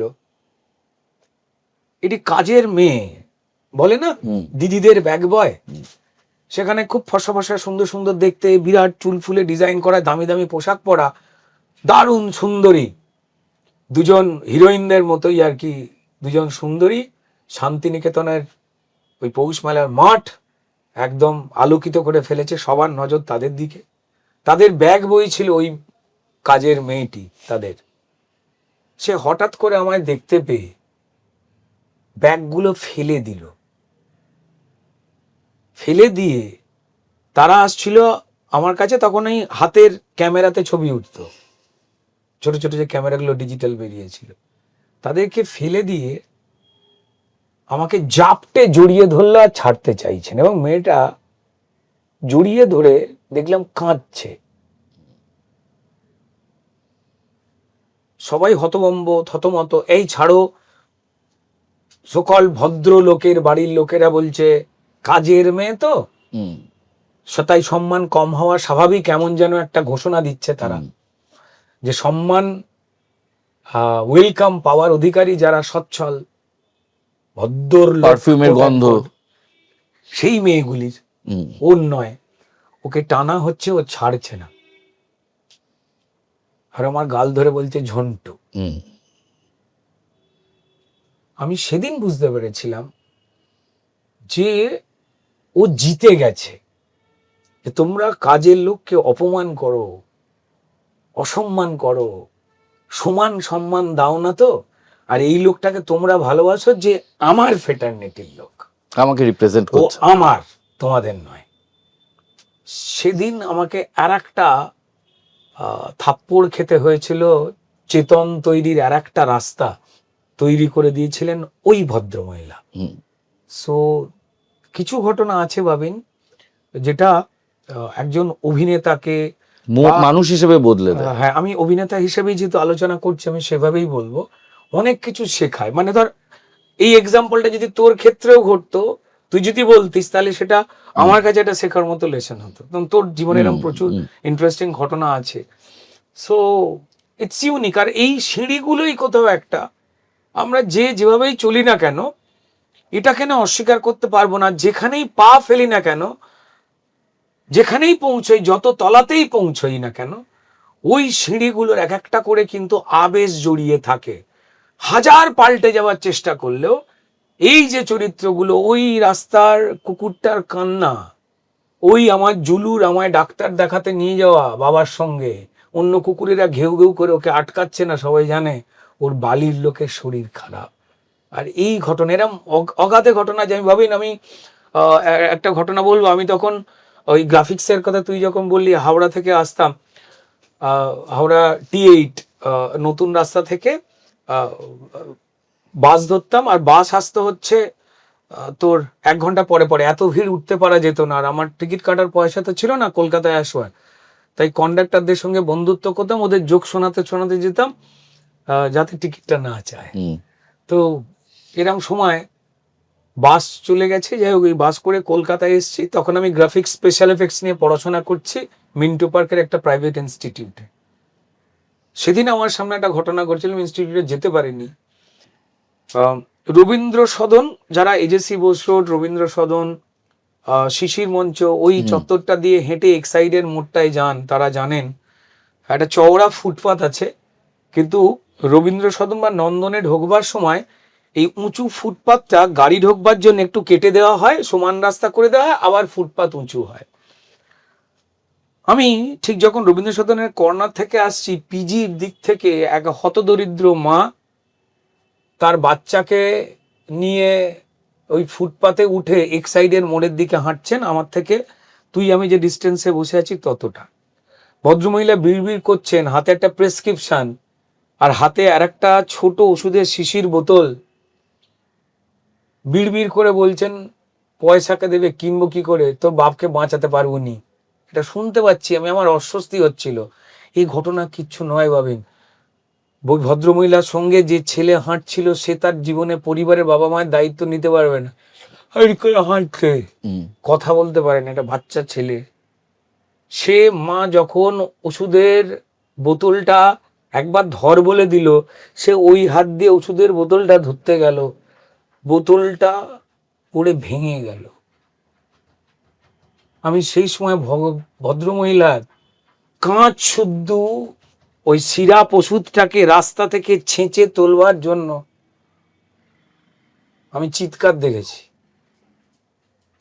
আর ওই বাচ্চা ছেলেরা মুখ ভেঙে গেছে, তাকে দেখেছি চারদিকে তাকিয়ে দেখছে, সে জানে না কি করে ফেলে দিয়েছি। জানি না কোথায় কোথায় না দিন রাত্রির এই থাপ্পড়গুলো চোখের সামনে যেগুলো হয়, আরো অনেক ঘটনা আছে, কিন্তু যেগুলো আমার কাছে খুব ধাক্কা মারে, যখন নিজের আমাকে বলে না যে তোমার উপরে যে চাপ তৈরি করা হয়েছে, গাড়ি বাড়ি বেছে দিতে হয়েছে, কাজ করতে দেওয়া হচ্ছে না, তোমারই বন্ধুরা তোমায় নিতে পারছে না, পাছে তাদের স্বাচ্ছন্দ্য বন্ধ হয়ে যায়, বা পাছে তাদের অতিরিক্ত প্রাপ্তিগুলো ঘেঁটে যায়, পাছে তাদের বিভিন্ন পুরস্কার বিভিন্ন কমিটি থেকে তাদের সরিয়ে দেওয়া হয়, পাছে তাদের রোজগারটা বন্ধ হয়, তাদেরও তো কোথাও বাবা মা জেঠু কাকু পিসি মাসি ভাইপো সবাই তো আছে, আমি তাদের দোষ দিই না। কেন দোষ দাও না? আজকে যদি তোমাকে নিলে আমার আমার ঘটিবাটি চাটি হয়ে যায়, তাহলে আমি তোমাকে নেব না। কিন্তু আজকে যদি তোমাকে নিলে আমার আরবানায় ফ্ল্যাট কেনা চাপ হয়, সেটা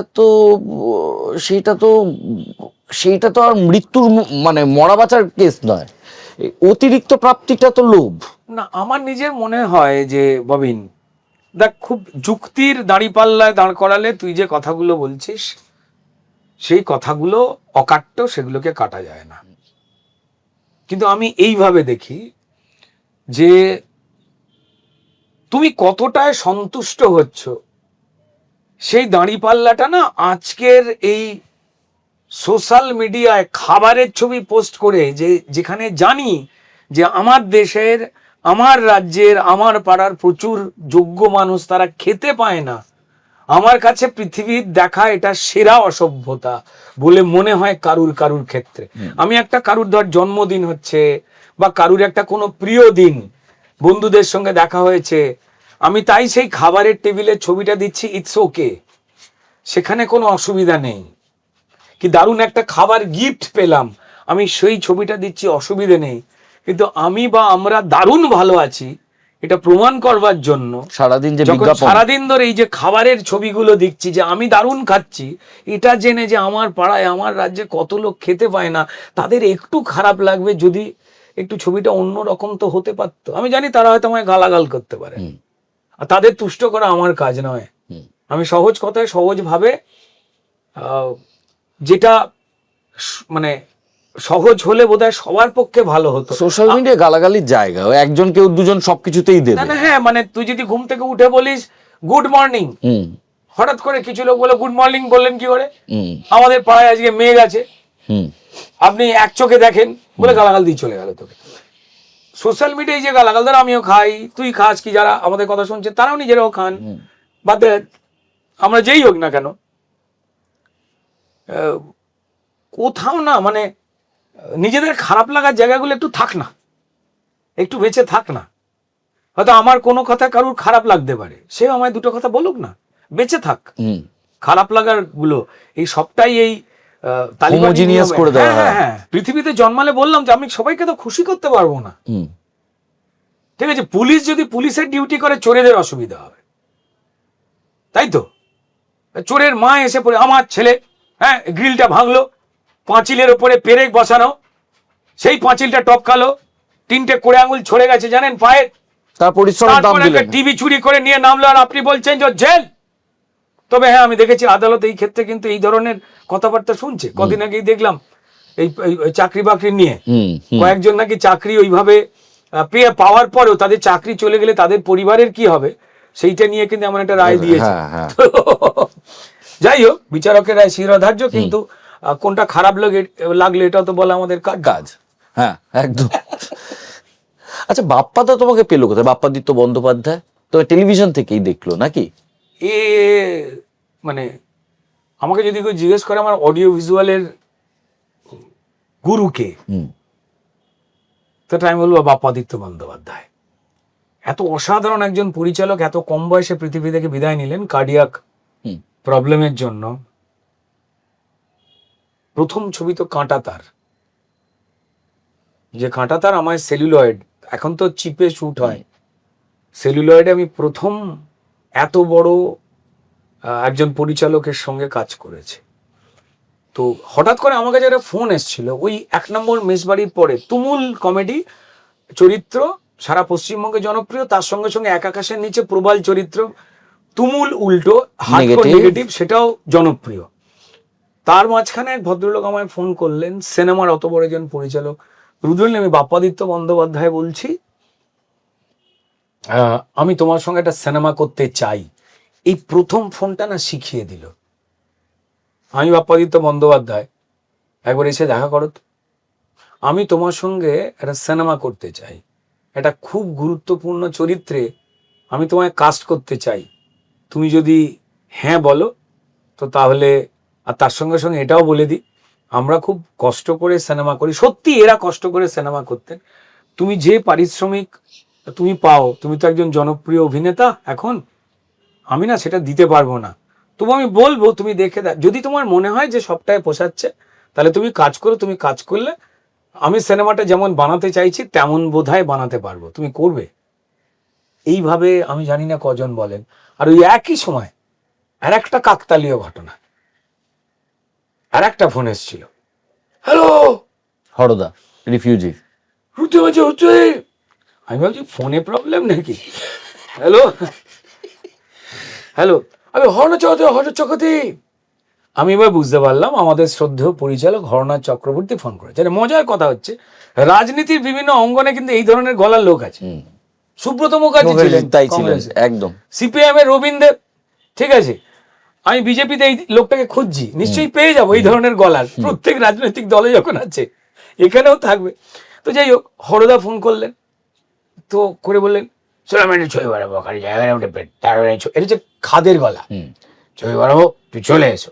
সেই সময় হরনাথ চক্রবর্তী আমাকে রিফিউজির সিনেমা, প্রসেনজিৎ চট্টোপাধ্যায় তিনি হিরো, আমি অ্যান্টি হিরো, মানে রম্ভা, এই মানে এদিকে বুম্বা, এদিকে রম্ভা, এদিকে আমি হাম্বা, ঠিক আছে। তো ঘুমায়নি, একই সঙ্গে দুটো ইম্পর্টেন্ট চরিত্রের কাস্ট, আমি দুজনের থেকেই শিখেছি। তো পরে হরদা আমাকে পরিষ্কার বলেছিলেন যে তার গলাটা প্রবলেমের হয়ে গেল কি করে, একটা অসুখের জন্য।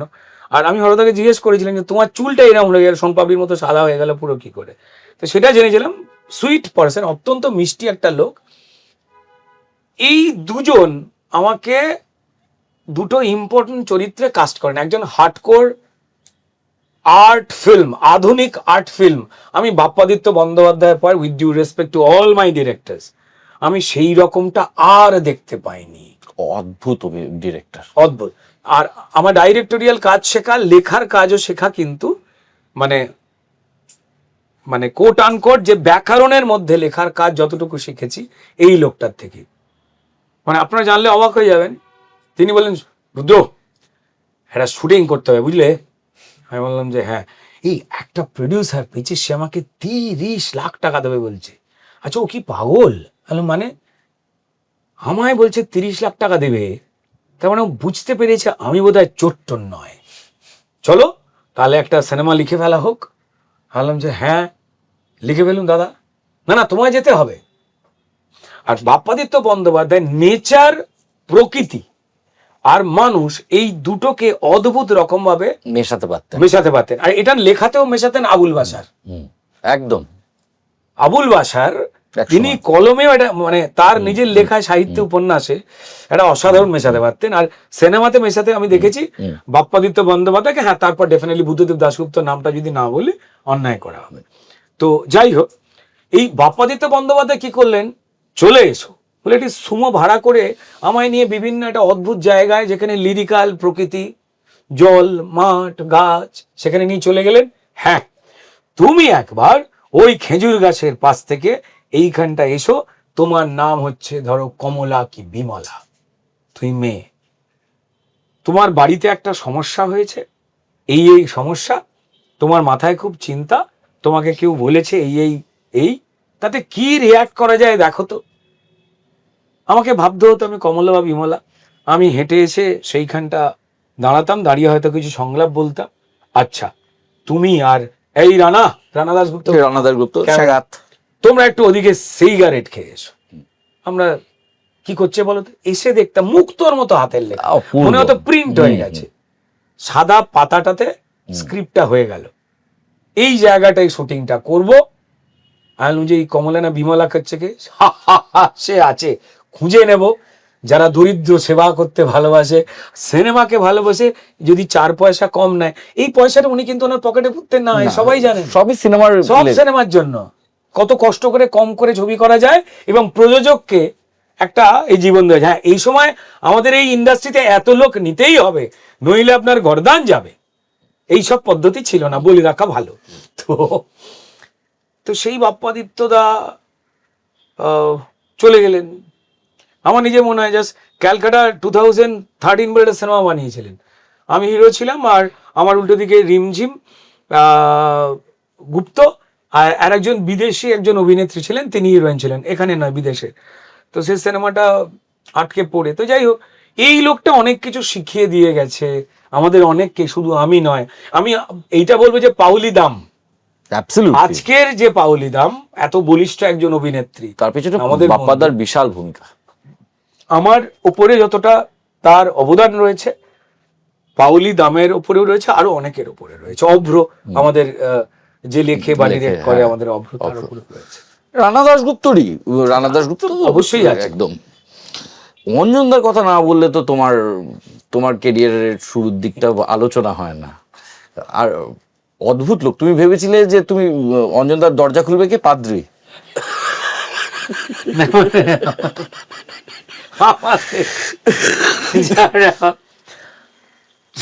সহজ কথা, সহজ দর্শকেরা রয়েছে, এইবার মনটাকে একটু জটিল করে ফেলো। এবার একটা মজার গল্প।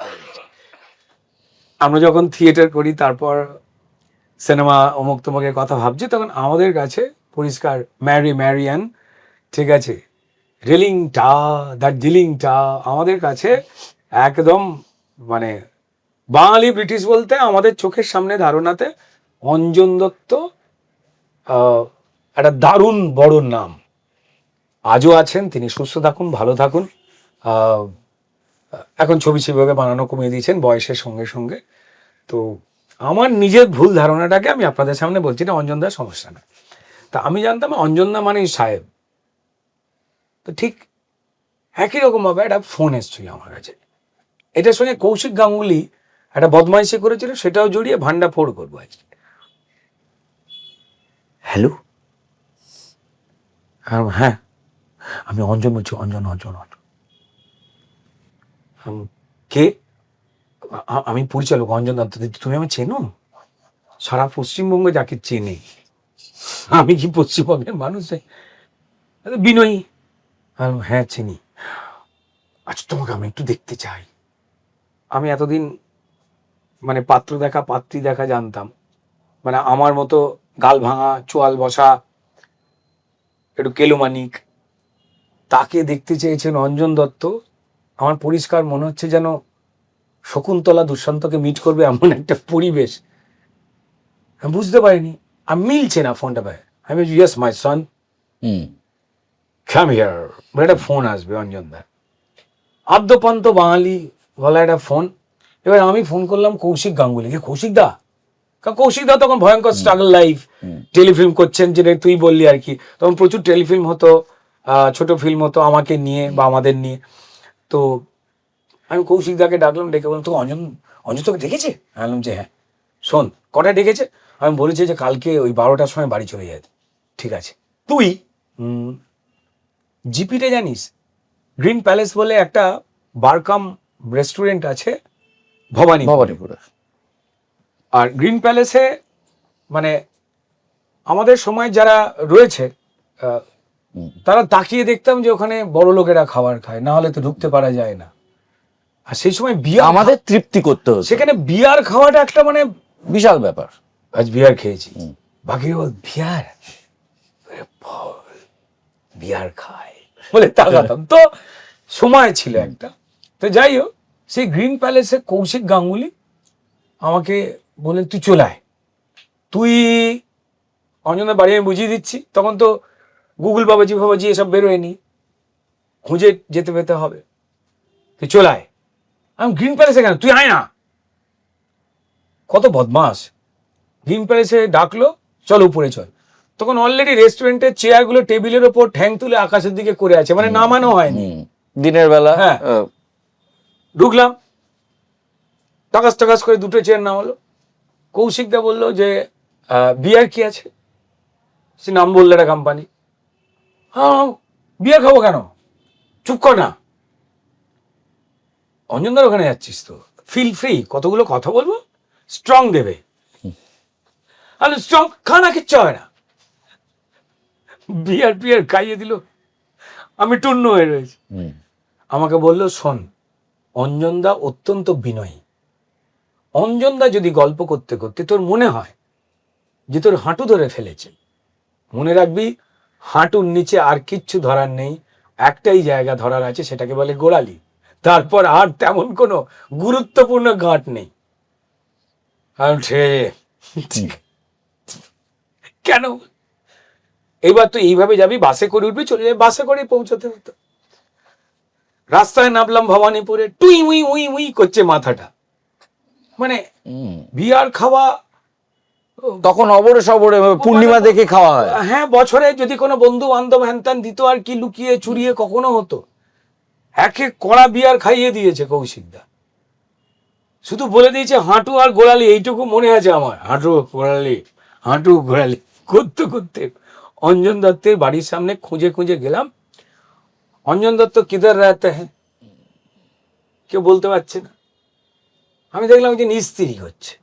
এত বড় মানুষ, সে নিশ্চয়ই নিজে ইস্ত্রি করে না। জিজ্ঞেস করলাম যে অঞ্জন দত্ত কিধার হ্যাঁ? কানা জান দাদা, আর গানা ভাইয়া ও ঝংঝং ও বিস্ময় বলে দেখিয়ে দিল। আমি জানি অঞ্জন দত্ত আমাদের কাছে একটা বিরাট বড় যৌবনের উদ্দাম, একটা প্রতীক। অঞ্জনদা বাড়ির সামনে গিয়ে হঠাৎ করে মনটা কেমন হয়ে গেল। ভেবেছিলাম যে পাইন গাছ থাকবে, একজন পোপের মতো লোক বেরিয়ে আসবেন, কালো স্যুট পরে, ফাদারের মতো লোক। আমার ডেকে বলল yes my son, have a seat বলবে।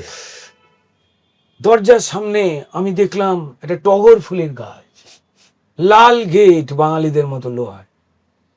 ঠেললাম, হ্যাঁ হ্যাঁ হ্যাঁ হ্যাঁ করে আওয়াজ করে খুললো। বাড়ির সামনে দেখলাম সুন্দর একটা বেল গাছ, হলুদ হলুদ বেল হয়ে রয়েছে। পাইন গাছ নেই, বেল গাছ নেই। অঞ্জন দত্ত তাহলে এখানে ডাকে না, ওই স্ত্রীওয়ালা মিথ্যে কথা বলেছে। তো বেলের পানা খাবে শেষ গেলে অঞ্জন হলো না। তারপর বাড়িতে দুটো ধাপ সিঁড়িতে উঠে গিয়ে বেল টিপলাম, একটা আওয়াজ হলো। এটাও অঞ্জন দত্তের মতো আওয়াজ নয়, ভেবেছিলাম বেল দেবো গির্জার আওয়াজের মতো, ডিং ঢং একটা আওয়াজ হবে। না, বেল দিয়ে দাঁড়িয়ে আছি, কিছুক্ষণ পর কাটাত খিটখিট ছিটকি নিকলে আওয়াজ, এইরকম করে অঞ্জন দত্ত বেরিয়ে গেলেন।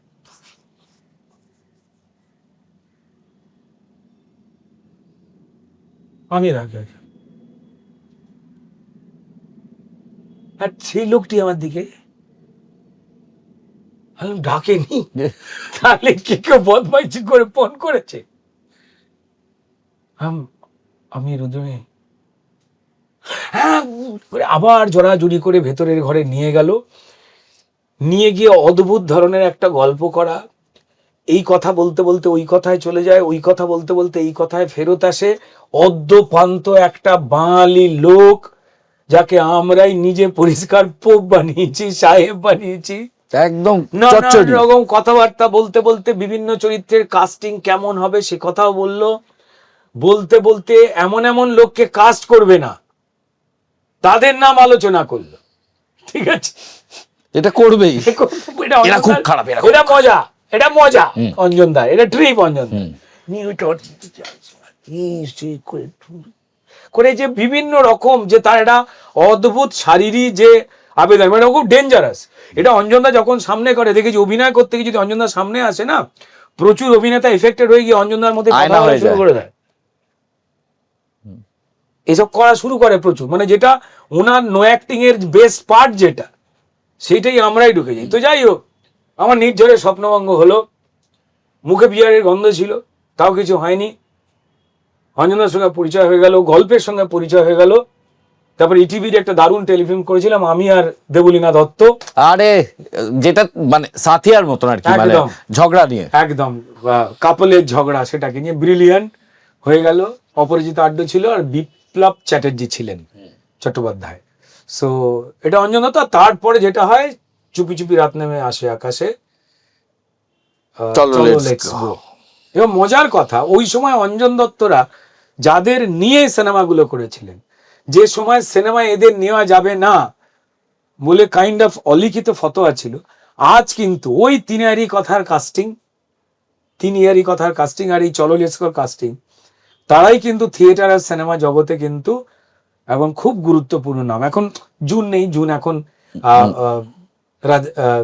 সাংসদ হয়ে গেছে, তার একটা অন্য দায়িত্ব, অন্যদিকে চলে গেছে। কিন্তু এখানে বাকি পরম, আমি তরঙ্গকে খুব মিস করি, যে সাচ ওয়ান্ডারফুল অ্যাক্টর, থিয়েটারে যেমন তেমন তরঙ্গকে খুব মিস করি। সো একটা নাইস টাইম, নতুন অঞ্জন দত্তকে পাওয়া, অঞ্জন দত্তকে জানা, তারপর দেন অঞ্জন দত্ত আমাদের কাছে প্রিয় অঞ্জন দেওয়া হয়ে গেল। আচ্ছা, এই তিনিয়ারির কথা যখন উঠলো, এই প্রসঙ্গে আপনাদের একটা মজার কথা বলি। আমি জীবনে একবারই নাসিরুদ্দিন শাহ কি ডায়লগ বলবে সেটা বলেছিলাম।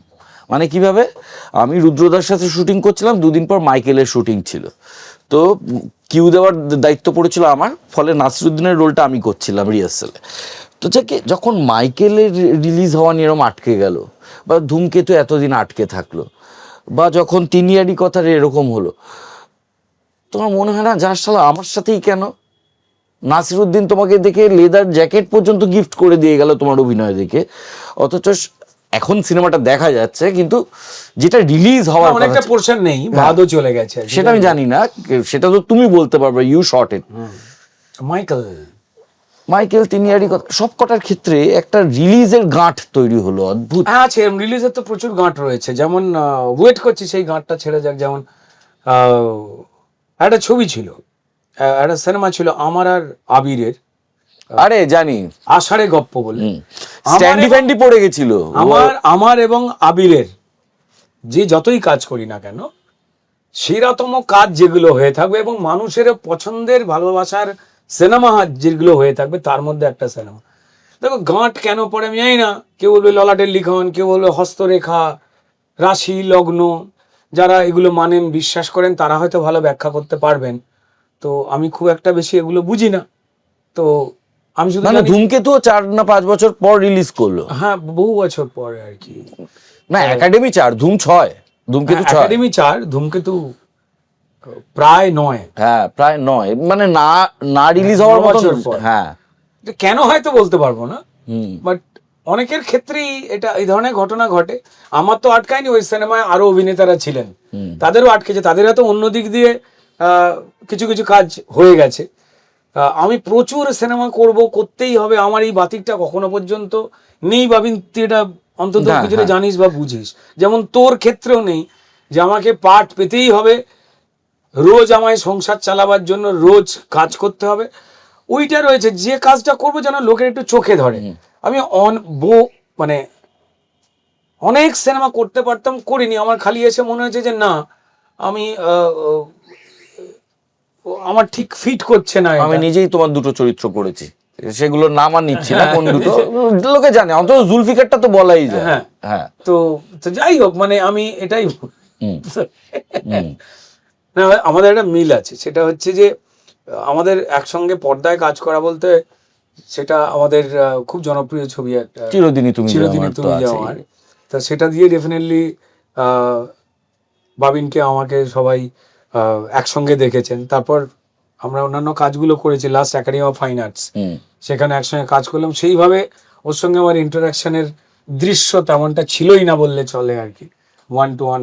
কারণ ওর মতো একজন এত পারফেক্ট এবং সূক্ষ্ম অভিনয় করবার একজন মানুষ, তাদের সঙ্গে কাজ করতে পারলে আমার সারাক্ষণের মনে হয় যে যখনই ভালো অভিনেতাদের সঙ্গে কাজ করব শিখতে পারবো। সে আমার থেকে বয়সে বড় হোক, ছোট হোক, ছেলে হোক, মেয়ে হোক, এরম নয়, শেখবার আছে। তো যাই হোক, একটা এই এই এই জানি না, কপাল টপালে বোধহয় কেউ লিখে ফিকে দিয়ে ফিরে গেছে আর কি, এরকমটা হবে। তবে এরকমটা না হলেই ভালো হয়। যদি ওপরে, ইনফ্যাক্ট আমি তো বলবো ময়দানও অনেকদিন আটকে ছিল। ময়দান 4 বছর, ময়দানও 4 বছর, কারণ আমরা একাডেমির সময় খোঁজ নিচ্ছি কেমন হলো। অজয় দেবগন ময়দান 2024-এ রিলিজ করেছিল। আমি ধন্যবাদ জানাবো আর কি সবাইকে, মানে অজয় দেবগনকে, গজরাজ রাওকে। এবং সত্যি আমার খুব ভালো লেগেছে, বাঙালির একটা খুব গর্বের অধ্যায়। আমার যে ভয়টা লেগেছিল যে এত বড় ক্যানভাস, বনি কাপুরের মতো প্রযোজক, অজয় দেবগনের মতো এত ভার্সেটাইল একজন অ্যাক্টর, আর তার সঙ্গে সঙ্গে গজরাজ রাও পাওয়ারফুল, সেখানে প্যারালালি একটা অ্যান্টাগনিস্ট শুরু থেকে, ঠিক আছে, একদম শুরু থেকে একটা চরিত্র। এবং ওটাই আমার ভয় লেগেছিল যে আমি যদি খারাপ অভিনয় বা অভিনয় কোনো কিছু আমার খামতি থেকে যায়, কারণ ভাষার তো একটা দখলের ব্যাপার থাকেই, সব সময় বলে লাভ নেই, অভ্যাসের সঙ্গে থাকে। আমি যদি খারাপ করি তাহলে পশ্চিমবঙ্গের যারা বাকি আগামীর অভিনেতাদের নিয়ে বম্বে হয়তো ভাববে, তাদের প্রতি বিশ্বাসটা নষ্ট হতে পারে। তো যশরাজ স্টুডিও যেদিন পা দিয়েছিলাম, সেদিন সিনগুলোই পরপর ছিল হচ্ছে অজয় দেবগনের মতো এত অভিজ্ঞ, এত পাওয়ারফুল একজন অ্যাক্টরের সঙ্গে, দাপটের সঙ্গে তাকে থ্রেট করছি, ঝগড়া করছি, সেই দৃশ্য আই হোপ যারা দেখেছেন নিশ্চয়ই মনে রয়েছে। আর মজার কথা হয়টা কি, ঠিক ওই দৃশ্য হওয়ার পর থেকে আস্তে আস্তে সবাই আমার সঙ্গে বন্ধুত্ব করা শুরু করে। এটা মানে বম্বের আমি ক্ষেত্রে বলবোই। আর অজয় দেবগন এখনো পর্যন্ত আমাকে ও শুভঙ্কর দাদা বলেই ডাকে। যদি কোনো কাজে বম্বে গেলাম বা কোথাও কোনো দেখা হলো, মানে আমাকে বারবারই এসে বলে যে मेरे को मतलब ये नहीं लगता है कि आप वही आदमी जो पर्दा में जो শুভঙ্কর দাদা बने थे, দাদা আপ কামাল। তো যাই হোক, ওনার স্ত্রীর সঙ্গে একটা ছবিও উনি অফার করেছিলেন, করতে পারেননি। তারপর আমি বললাম যে রাগ করবেন না, আমাকে বললো না होता है, मतलब मैं आपको ऑफर कर रहा हूँ तो इसका मतलब ये तो नहीं है कि आपको करना ही पड़ेगा। भाई पैसा के ऊपर जो है वो एग्री होना चाहिए, टाइम के ऊपर एग्री होना चाहिए, उसके बाद भी। তো সেটাও 4 বছর পর। তো এখনো আরেকটা সিনেমা আছে যেটা না বললেই নয়। আরেকটা কোন ছবির কথা বলবে বলছিলে এই প্রসঙ্গে? সবার খুব পছন্দের সিনেমা আমার আর পরমব্রতরই ডিরেকশনে, হাওয়া বদলের পর আবার হাওয়া বদল। আমি নিজেও সিনেমাটার জন্য ওয়েট করে আছি। 2023-এর লন্ডনে শুটিং শেষ হয়ে গেছে। আমি, পরমব্রত রাইমা আর নতুন ইনকর্পোরেশন দারুণ কাজ করেছে, অনুষা বিশ্বনাথন। আচ্ছা, আমি ওর সাথে কাজ করেছি, খুবই ভালো অভিনেত্রী। তো সেই সিনেমাটা আমি দাবি রেখে, মানে বাজি রেখে বলছি, যে এই সিনেমাটাও কিন্তু আবার মানুষের হাসতে হাসতে চোখের জল এনে দেবে। কিন্তু তুমি বলো মিউজিকটা কেমন হয়েছে? কারণ ভয় দেখাসটা প্লিজটা তো এখনো মনের মধ্যে বাজে। ও মিউজিকটা এবার কেমন হয়েছে? আমার মনে হয় যে সেই মজাটাই পাওয়া যাবে, একটা অন্য ধরনের মিউজিকের লেয়ার হয়েছে। তো আর এটা বলবো যে পরমব্রত অভিনেতা হিসেবে ডেফিনেটলি আরণ্যক ন্যাশনাল অত বড় ওটিটিতে নেটফ্লিক্স আসবার পর থেকেই পরমের অ্যাক্টিং এর যে পাল্টানোর যে ধরনটা, ম্যাচিওর্ড পরম, সেই যে ধারণাটা এসেছে, সেটা ইয়েতেও রয়েছে হাওয়া বদলের ক্ষেত্রে। কিন্তু যেটা আমায় বলতেই হবে, ডিরেক্টর হিসেবে এত পরিণত হয়েছে বড়, মানে সেটা প্রশংসা না করে আমি পাচ্ছি না। প্রডিউসার হিসেবে ও যা টিমটা তৈরি করেছে না, ওদের টিমটা অত্যন্ত ভালো। হ্যাঁ, ও কাজ করুক, নানা রকম বাধা বিপত্তি হ্যান ত্যান আমাদের তো ইন্ডাস্ট্রিতে চলে, সেগুলো কাটিয়ে ওর ভালো কাজ হোক এটাই চাইবো আর কি। তোমার সিনেমার দিকে লক্ষ্য করতে গেলে অনেকগুলো আমার সিনেমা পড়ছে, সেগুলোকে বাদ দিয়ে দিই। কিন্তু চ্যাপলিনকে কি করে বাদ দেবো এবার বলো? কি মনে হয় চ্যাপলিনটা কি আজ সময়ের আগে হয়েছিল না কি? সময়ের আগে নয়, তাহলে কি? আমাদের ইন্ডাস্ট্রির ফিল্ম ইন্ডাস্ট্রি, কালকেও প্রান্তিক শেয়ার করেছে পত্তকা হে জিসমে জানমের সিনগুলো, বলছে দ্যাট ওয়াজ আ টাইম যখন বাংলা ফিল্ম ইন্ডাস্ট্রিতে কাজ হচ্ছিল। প্রান্তিক আছে না প্রডিউসার, প্রান্তিক বসু, ও শেয়ার করেছিল। প্রান্তিককে থ্যাংক ইউ জানালাম। তার সঙ্গে সঙ্গে যেটা মানে ইন্দ্রজিৎ দাশগুপ্তের গাওয়া গান ছিল, মানে ওর মিউজিক ডিরেকশন ছিল, পদ্মনাভ স্ক্রিপ্ট ছিল, অনিন্দ্য ব্যানার্জির ডিরেকশন ছিল। এটার মজা ছিল কিন্তু একটা আলাদা।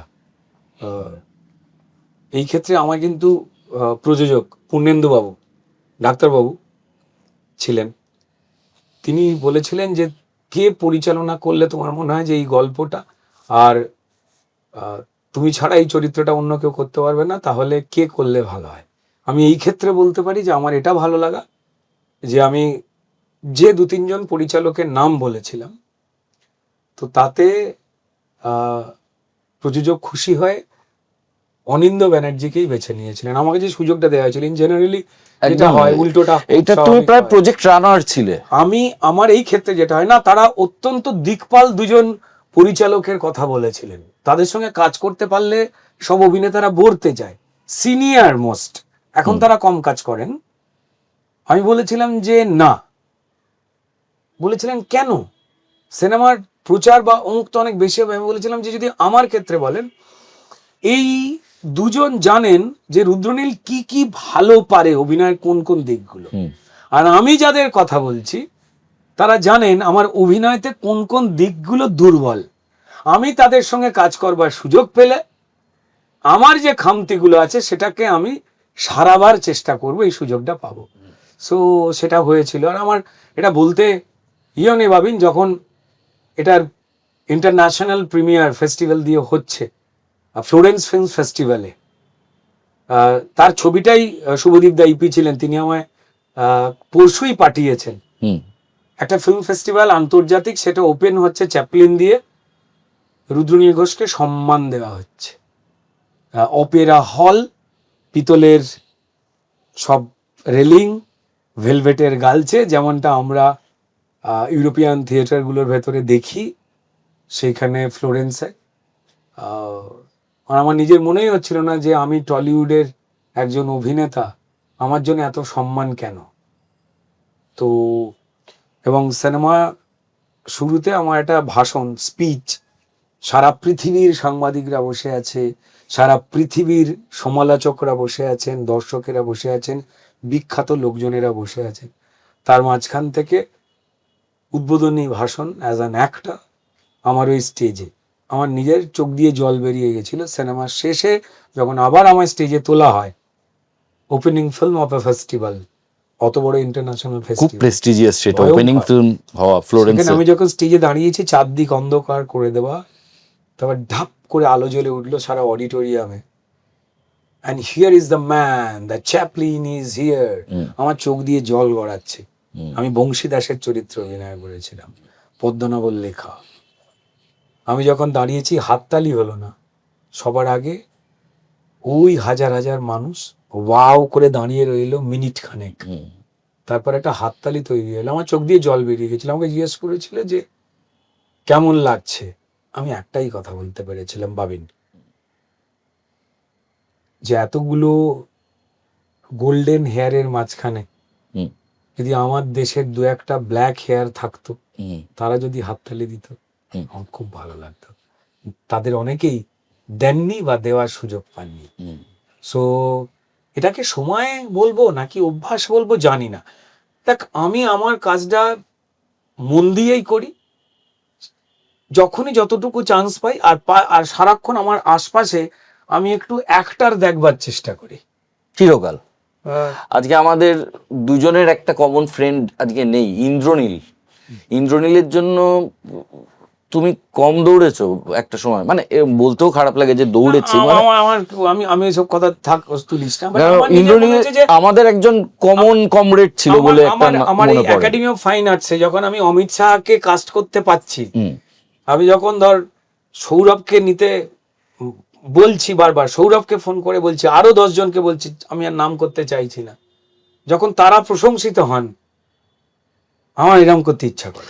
এইখানে আমার প্রশ্ন আছে, আমি যখন প্রথমবার তোমার সাথে আজ থেকে 22 কি 21 বছর আগে বোম্বেতে আছি একটা ছবি করতে গিয়ে, তখন তোমার চরিত্রের নাম ছিল ইকবাল, কিন্তু সেইখানে আমরা একটা গল্প শুনছি সিনেমা বানানো, যেটা পরবর্তীকালে হচ্ছে জিও কাকা, যেটার একজন হিরো আমিও। তুমি লিখছো ভিঞ্চিদা, তুমি লিখছো বিবাহ অভিযান, তুমি আজকে একাডেমি অফ ফাইন আর্টসের অনেকগুলো জায়গা, আমরা যারা পিছনের লোক, স্ক্রিপ্ট ডক্টরিং থেকে, যেটাকে স্ক্রিপ্ট ডক্টরিং বলে, সেটা করা থেকে শুরু করে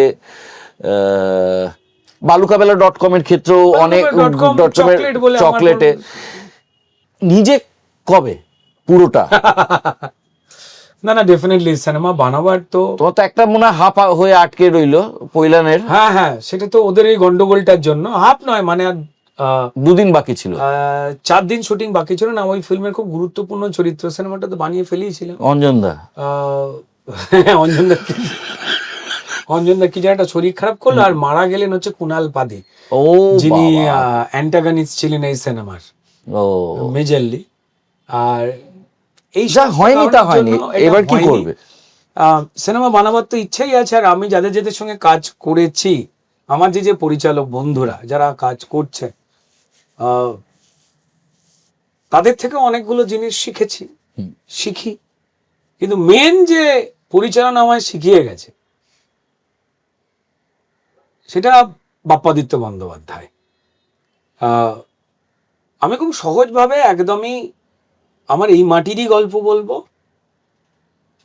সুযোগ যদি পাই, কেউ যদি টাকা দেখান, আমাদের এখানে বাংলা ফিল্ম ইন্ডাস্ট্রিতে কে ডিরেক্টর হবে আর কে প্রডিউসার হবে আর হবে না, কে অভিনয় করবে আর করবে না, সেটা তো আমাদের যোগ্যতারা ঠিক করে না, আর অনেক প্যারাফার্নালিয়া ঠিক করে দেয় আরো কিছু কাকু জেঠুরা আছে, তাদের উপরে বিশ্বাস যদি আপনি রাখতে পারেন, তো তাহলে আপনি অভিনেতা বা টেকনিশিয়ান বা পরিচালক বা প্রযোজক, নাহলে আপনার সিনেমাও রিলিজ করতে দেওয়া হবে না। আমাদের এখানে কবে কে সিনেমা রিলিজ করবে তার এখন ফতোয়া দিয়ে দেওয়া হচ্ছে, 2 দিন পরে জায়গায় ধর অ্যাওয়ার্ডের ক্ষেত্রেও হচ্ছে যে না ওকে দেওয়া যাবে না।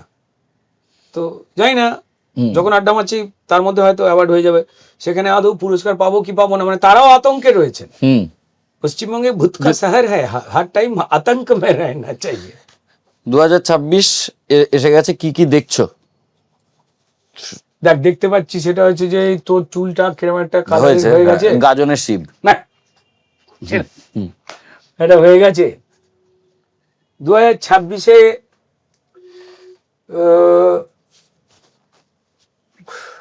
দেখ কিছু মানে আসলে পলিটিক্সটা এমন সমাজের সঙ্গে যারা বলে না পলিটিক্স বলে না, তারা বেসিক্যালি দায় এড়াতে চায়, এবং পরিষ্কার কোনো জায়গা থেকে যদি মারধর খেয়ে যায় বা বাড়ির সামনে দেওয়ালে কেউ হিসি করে দিয়ে চলে যায়, তাই বাবা আমি কোনো পক্ষে নয়, আমি বিরাট ভালো বলে তিনি কারোর একটা পক্ষে সেটা করবেন, তার ইচ্ছা।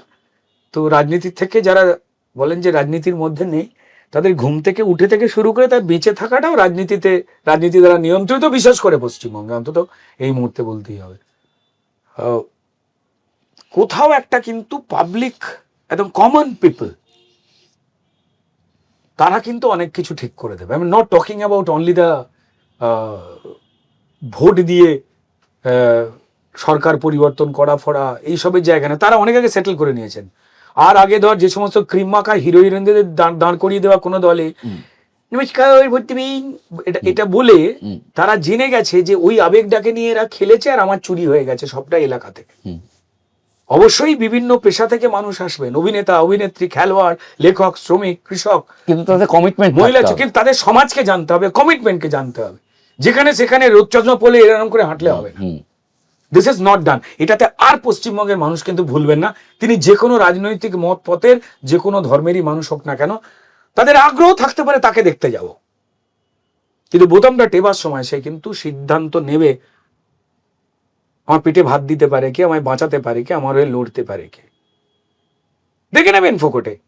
সো আমার মনে হয় যে মানুষ তার নিজের একটা বড়, দেখ আমরা আত্মীয় স্বজন এলে ভাবিন এখন বলতে পারি না, আগে বলতাম যে পিসির ছেলে মাসির ছেলে যদি আসে বলতাম থেকে জানা এই সপ্তাহটা, ও মা আমি ওর জন্য কাতলা নিয়ে আসছি। ভাবিন আমরা আমাদের হৃদয় থেকে ইচ্ছা করে বলতে পারি না, কাতলা মাছের 350 টাকা কেজি, ও কাতলা খেতে ভালোবাসে, যদি 2 পিস খেয়ে নেয় তো তাহলে আমার ফ্রিজের ইনস্টলমেন্টটা আমি দিতে পারবো না। সত্যি তাই আমার মা পরিষ্কার হয়তো বলে দেয়, তোর মা বা চোখ মুটকে একটু বুঝিয়ে দেয়, ঠিক আছে তাহলে পরে আবার আসিস 2-3 মাস পরে। মা নিজেই এটা করতে বাধ্য, এই বাংলাটা আমরা কেউই দেখতে চাইনি। সো চাই সেটা সেরে যাক, আর সেটা পশ্চিমবঙ্গের মানুষ সারাবেন নিজের পছন্দ মতো। আর না আমাদের ওই বিরাট বিরাট বড় করে আর বোঝাবার প্রয়োজন পড়বে না বলে আমার নিজের মনে হয়। ডেফিনেটলি লড়াই চলবে, মানুষকে জানানো চলবে, কিন্তু মানুষ সিদ্ধান্ত নিয়েছেন যে মানে ধর লোকে জানে যে এটা সুন্দর দেখতে, এটা শুধু টেবিলে রাখবার জন্য, চা খাওয়াবার জন্য নয়। আজকের দিনে পশ্চিমবঙ্গের জনগণ দারুণ রকম ভাবে সচেতন, কে ইমিটেশন কন্টেস্টেন্ট সেটা ভালো করেই বুঝে যাচ্ছে। একদম একদম। তো আমাদের আড্ডা শেষ, শুধু গরিবের চ্যানেলটাকে একটু লাইক শেয়ার সাবস্ক্রাইব করে দিন। দেখা হবে সহজ কথা। নমস্কার।